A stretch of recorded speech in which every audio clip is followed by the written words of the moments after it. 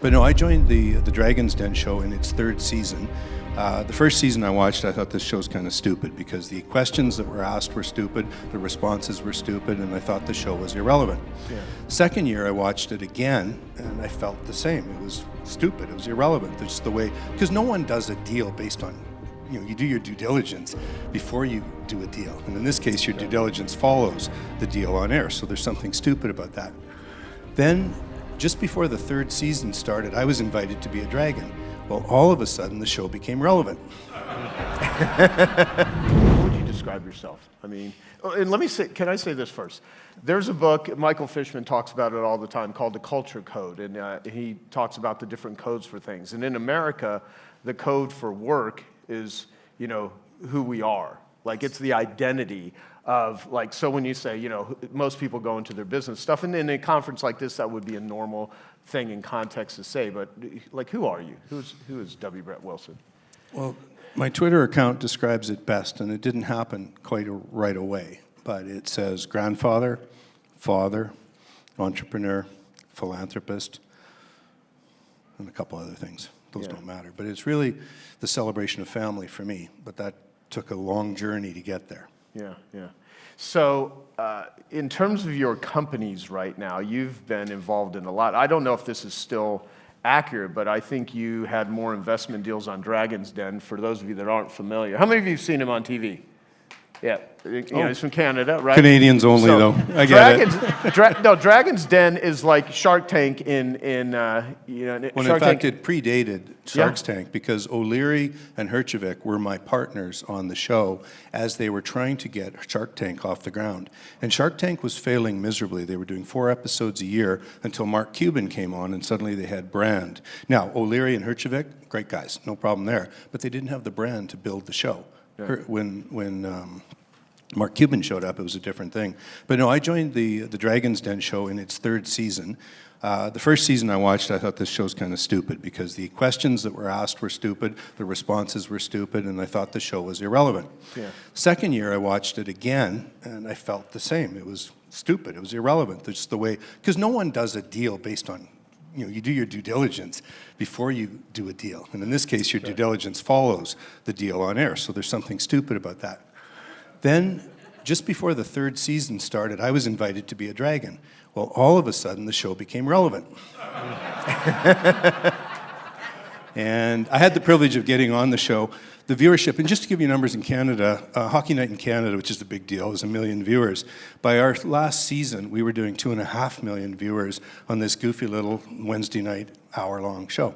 And so it built brand, which is why I get recognized in a lot of places in Canada, but Dragon's Den is a very, very small part of who I am. Yeah. It's a big part of my profile. I mean, I've done probably 500 stage visits, 1,000, 1,500 interviews, very comfortable with a microphone. Doesn't mean I'm any good at it, but I'm, the show gave me a platform to work from. It's partly how I met you. Yeah, totally. Okay, so I guess it's easy to ask what makes a successful entrepreneur, how have you been successful, but what I'd like to delve into, because you're totally open about talking about stuff, is how have you fucked up? How have you, like what are the mistakes you've made? What are the We only got 25 minutes. Yeah. The 3 days we're gonna spend talking here starts right at this moment now. Well, let me do some paraphrasing really quick. So I was born in a small town in Saskatchewan. My mother was a social worker. My dad was a car salesman, and that's why I sometimes describe myself as a capitalist with a heart. Mm-hmm. Finished high school when I was 16 years old.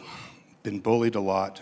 Picked on, went off to university, first year of engineering. I'm looking around, and these guys are absolute dorks. They've got jeans that are torn, shirts that are dirty, glasses that are taped, and for the first time in my life, I fit in. And it was great. And I ended up getting involved with student politics. I had 7 elected positions in my last 2 years on campus, from residence to central student body to the Senate. And I started building self-confidence. Probably more than I needed, but certainly lots. And ended up working as an engineer for a few years, up in the Arctic, across Canada, some extraordinary experiences. Then I ended up doing a business degree. I did an MBA at the University of Calgary. My specialization was in entrepreneurship, and I really, truly fell in love with the world of entrepreneurship, a place that I'd been afraid of. My dad had bought a a grocery store when he was younger, and it had failed quickly. And so my parents didn't speak glowingly of anything entrepreneurial. It was, how do you pay the bills? Well, you have a job. And so that was really my focus. Then the world of entrepreneurship stumbled along. I spent 5 years with one of the biggest investment banks. It was associated with Shearson Lehman, and I had some extraordinary experiences in investment banking and energy. Partners and I built an investment bank from scratch. We put up $2 million of capital. It was valued at over $300 million 10 years later. We were doing $100 million of revenue, and you can imagine that in an investment bank, 95% goes to salary.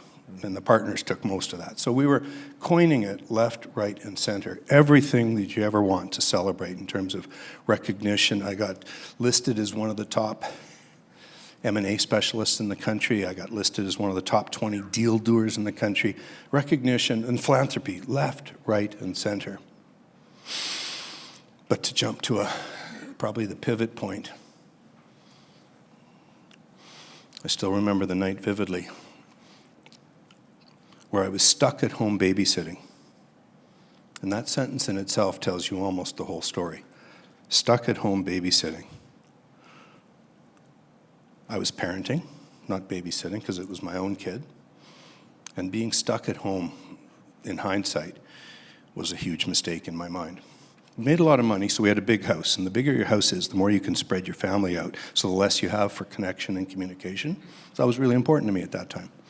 And the reason I was stuck at home that night was that I had wanted to be at an art auction. There was a particular artist whose piece of art was up that was going to change my life. So I had to be there. But I decided to call in by phone. That's fine. Anyway, the phone rang regularly that night. I was in the office. I had a couple of kids in two of the other bedrooms at the other end of the home. And I finally phoned the auction house and said, "Where are you at with this Lindner?" And they said, "Well, we've already sold it." I was pissed. And I said, "Well, Peggy, I told you I wanted to call." And she said, "I called 3 times, and a little girl said you weren't home." So now I've got every right to be pissed, and I'm going to rage at this little girl for what she did to me.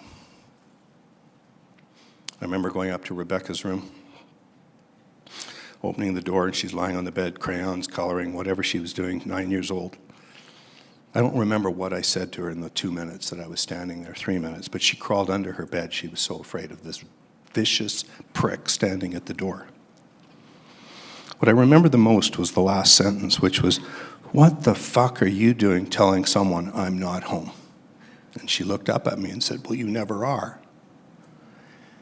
And that was the first time I'd ever cried, standing without a reason to think. It undermined everything I'd ever done in the previous. I mean, the reason I worked hard was to show my family how much I loved them. How fucked up is that? Anyway, I sat down in another room, and I just realized how screwed up things were. Everything I just told you about in terms of success and the recognition was absolutely meaningless given what I'd accomplished. And I ended up, through a circuitous route, discovering a place called the Meadows, Wickenburg, Arizona. And I checked in for a month. My partners at the investment bank thought I was gone forever, that I was going to bow out and be done. I left the Meadows after a week with the encouragement of my counselor. She said, "You know what you got to do." And my book really speaks to this. The book's entitled Redefining Success. And the full title would have been, if they'd had room for it, Redefining Success in a Wealth-Obsessed World. And we live in a wealth-obsessed world. I've heard many speakers, many coaches challenge that, and I appreciate that greatly. I've loved what I've heard in the last day and a half. But we do live in a wealth-obsessed world. Your first words when you define success is the size of the house, the size of the wallet, the size of the party, the size of your office, the size of the desk, the size of everything that's based on the shallow and superficial trappings of wealth. Anyway, and the subtitle on the book, by the way, is Still Making Mistakes. And I remember negotiating with HarperCollins or whoever my publisher was in terms of I wanted the longer name. And they said, "Well, why don't we just call the book Still Making Mistakes?" I said, "Look, my life's not that fucked up. I want, the headline is still Redefining Success." And let me tell you, I just spent 2 weeks in Hawaii with the daughter I raged at. I just spent 2 weeks in Hawaii with her husband and their 6-month-old baby. The 4 of us were there. And there was tears when we went our separate ways. So trust me, I've recovered the gap that I created that night. But a lot of it was, oh, thank you. But it really came down to resetting priorities. And someone else has made the comment, it might have been Derek, but he was talking about, how do you define success? And that's a really interesting question, because most people define it by accomplishment. And ultimately, and I'll jump to the closing line right now, is my daughter who coached me, and she's heard me tell this story exactly as I told you. She's been in the audience a couple of times, and she just waves, and I love you, Dad. But her comment is, why can't we define success by the size of the smile instead of the size of the wallet? And it really drives home for me the importance of how I've evolved my life. I've been to more than 50 countries with each of my daughter and my son. I've been to 30 countries with my oldest daughter. I have 3 kids, 2 girls and a boy. They have, amongst them, 3 husbands. I couldn't be more in love with all 3 of the husbands. I'm struggling with my relationship with my oldest daughter right now. She's just like her mother, but that's another story. And I'm learning. And actually, Amy Chan, wherever the hell you are, you gave me a couple ideas, so thank you for that. She's over there. Okay. Thank you. You know, the daughter I'm struggling with, I work with a coach. I have a full-time coach, and he came to me 10 or 12 years ago, and we did not like each other. That's because he asked the tough questions, and that guy pissed me off. Anyway, we stuck it out, and he actually offices in my offices now, looking after other people. And anyway, my daughter reached out to him about 3 months ago to get coached on how to get through to me. So we're working on it, and it's just something I'm working on because I care. And that goes back to the definition of success, the size of the smile. Going back to definition of priorities, and that became, you know, the night that I was stuck at home babysitting, my priorities would have been wealth, art, the cars, the house, the holidays, the jet, the visits, all of those things. That would have been my priority list. Why? Because those are the things I did to make sure my family knew I loved them. Coming out of the Meadows, my priorities shifted very simply. Number 1, health. A lot of people talk about physical health. Well, as you know, there's sexual health, physical health, emotional health, spiritual health, there's the relationship health. There's a lot of things about health. And the reason your health is so important is that without it, you've got nothing to give the others in your life. So that became my number 1 priority. And a lot of us try to prioritize other people in our lives, but if you don't have your health, again, I'm a 4-time, and I heard the word cancer survivor, and I've evolved that to the word cancer graduate. First time I got cancer, scared the fuck out of me. The C word meant I was going to die. And I still remember driving in a car. A friend of mine was driving. I had a 15-passenger van. We were taking all our kids up to the lake, and I'm writing out my funeral plans. I'm crying. The kids don't know I've got cancer. And all of a sudden, someone from the back seat, my son, taps me and says, "Dad, oh, all right, we'll close the book and we're done." And I thought I was going to have to tell him something because I was afraid he had read something in my notes. And he said, "Dad, I have to pee." Well, that was the end of my pity party. And we stopped, peed, and kept going. Anyway, so there was a fear factor embedded in cancer round 1. And it led to the Meadows. It led to a lot of different things. But the second round of cancer was 14 years later. And that was just a learning moment. And round 3 was 3 years ago, and round 4 was a year ago, and to be blunt, round 5 is next Thursday. And because of targeted therapy, I'm completely unafraid of the cancer I deal with, so there's no problem there. But I really do believe I became a better person because cancer may have saved my life. The death spiral I was in terms of work-life balance and family, cancer gave me every reason to rethink that. That's that fear factor, that scare factor. But to come back, so the number 1 priority would be health. Number 2 is family. And I've screwed that up a few times, but it is a priority. Number 3 is friends. I live for friends. I absolutely love my friends. I enjoy spending time with friends. I put a higher priority on friends than the charities I support. And I'm working on that more and more. Number 4 is education, and that's your learning. Whatever you choose to do, how you learn, whether it's online or books or university or college, I don't care. It's learning. So that's number 4. Number 5 is the career. You got to pay your bills somehow. And number 6 is community. But there's many things I do that engage all 6. And that's the fun factor, whether it's taking 60 people to Mexico to build homes. Well, that sounds like charity. No, it's the best team building work I do with family and friends. It's extraordinary. We happen to build some homes, people benefit, but our benefit is multiples. And the guy who runs this program in Mexico, Sean Lambert, Homes of Hope, as he calls it, it's mutually transformative. So there's a bunch of work there. So anyway, reprioritizing my life allowed me to redefine success, and it's got me to a much happier place. Hey, I hope you're enjoying this video, and I want to let you know that I have a new book that's come out, and if you'd like to get it absolutely free, there's a link below in the description, or you can wait till the end of this video, or you can simply go to joesfreebook.com and you can get a copy there. Wow, that's great. Awesome. When you finally walked into the Meadows, like hopelessness, you're of financial means, so you learned how to be financially successful, and then you had this place where the darkness. What did it take for you, other than the daughter might have the conversation there? That was obviously maybe the domino that started that. But as you walked in, what happened? Where were you at in that state? And then I'd like to hear what happened when you walked out and all of a sudden you had a new pair of glasses? That's a term used in recovery a lot, a new pair of glasses.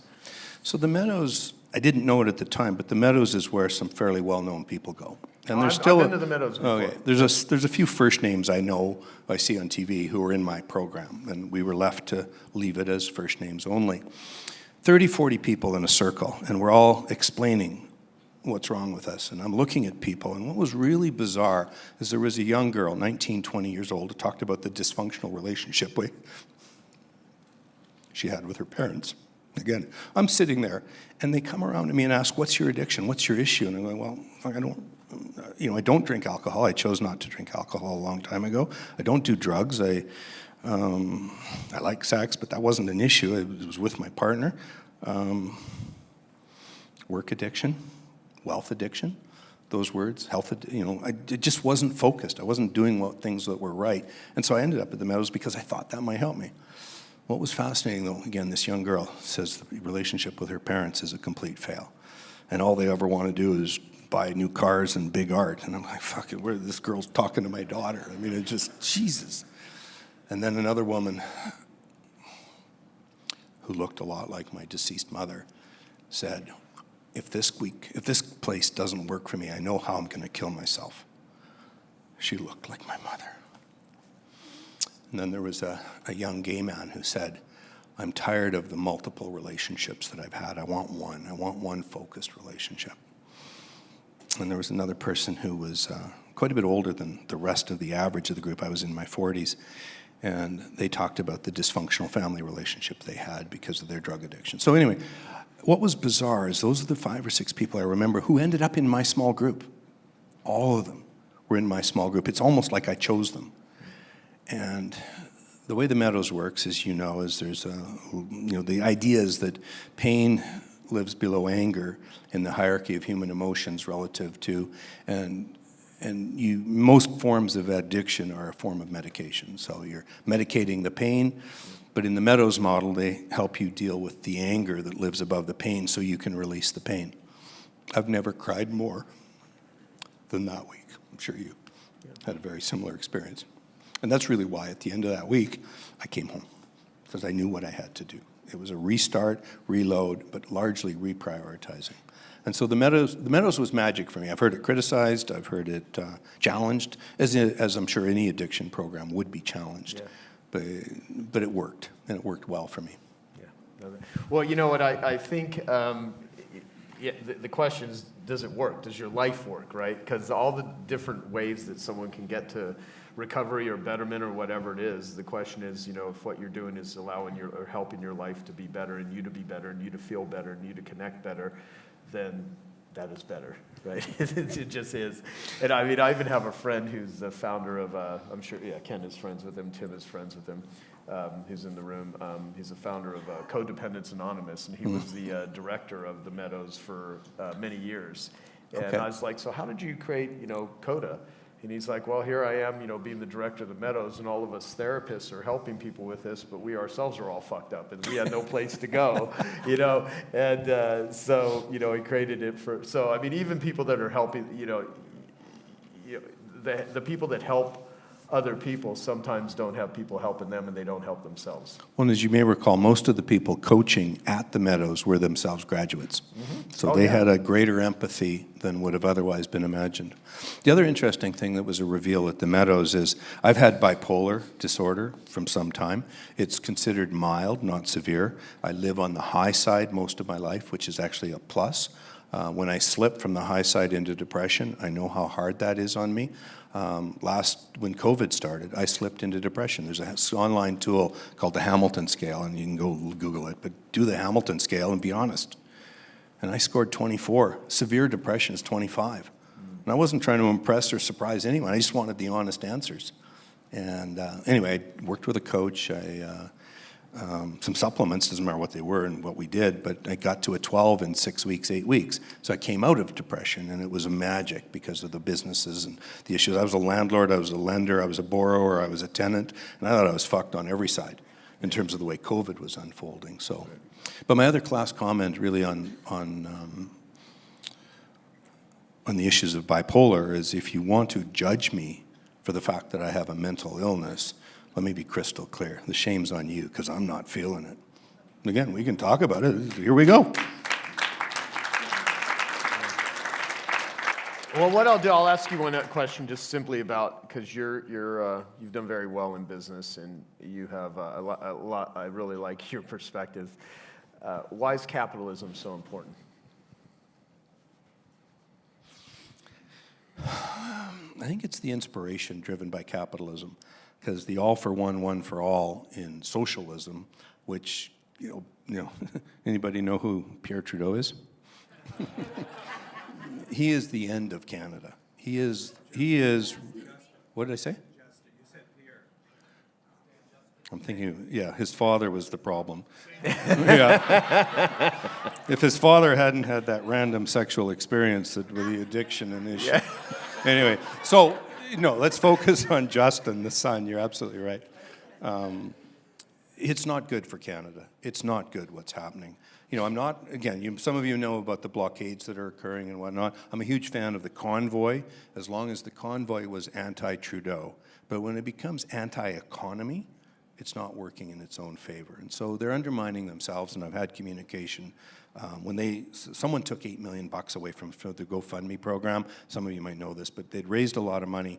Then GoFundMe locked it down, said no more. They approached me and said, would I substitute for the $8 million?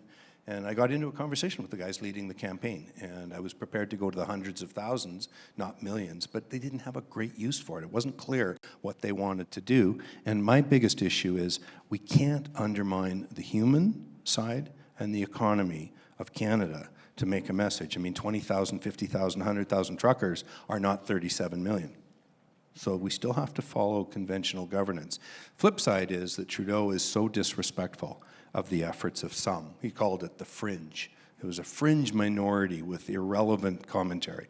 And I mean, so we have terrible, terrible leadership. I mean, you got Biden, fuck, you're in trouble too. But anyway, it's and Camilla, well, I've never been to Paris, let alone the border. Anyway, enough on her.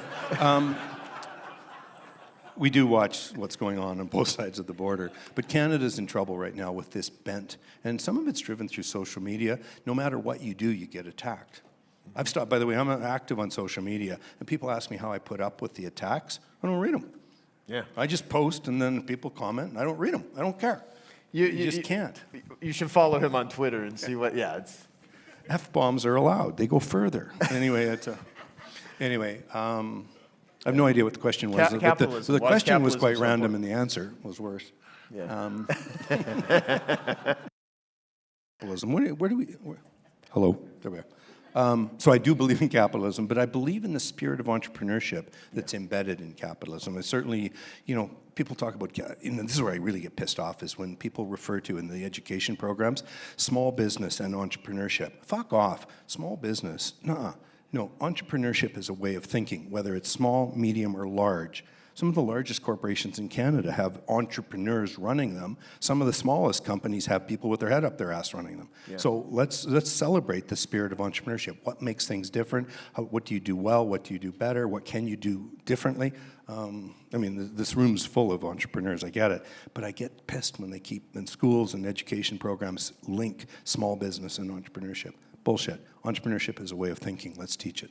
Yeah, great. So, a lot can happen in a day, like in 10 minutes. Like, Derek Sivers talked about how he spent, 10 minutes writing up what he thought was a silly letter, and then he sent it out. Ever. Yeah, exactly.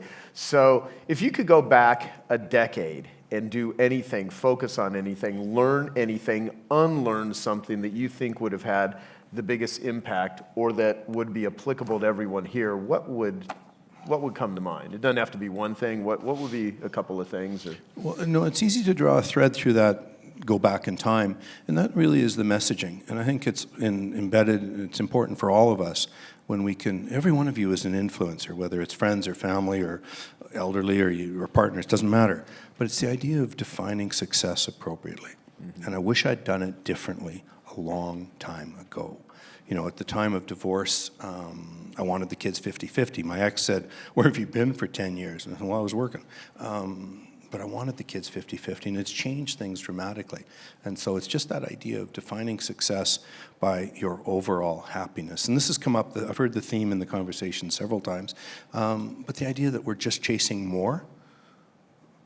I remember there was, who was that Greek, like wealthy Greek, Aristotle Onassis. And Jackie Kennedy is asking him, how much is enough? And if you saw the show, he was crystal clear. How much is enough? More. I want more. That was the most fucked up message I've ever heard. I have enough. So what do I do with what I have? That's the real question. And if I can't generate happiness with it, I haven't done a very good job. Yeah. I'll leave you to think about that. Well, if you could only leave one piece of wisdom or thought or direction to your kids, what would it be? It comes back to those priorities. Look after yourself. If you don't look after yourself, you've got nothing for others. Okay, I hope you found that video awesome and useful. So if you want to get a free copy of my book, I want you to click here. And if you want to watch some more videos that'll be useful and awesome, click here. Go ahead. You're over here. Do it now. Come on. Thank you. Watch them.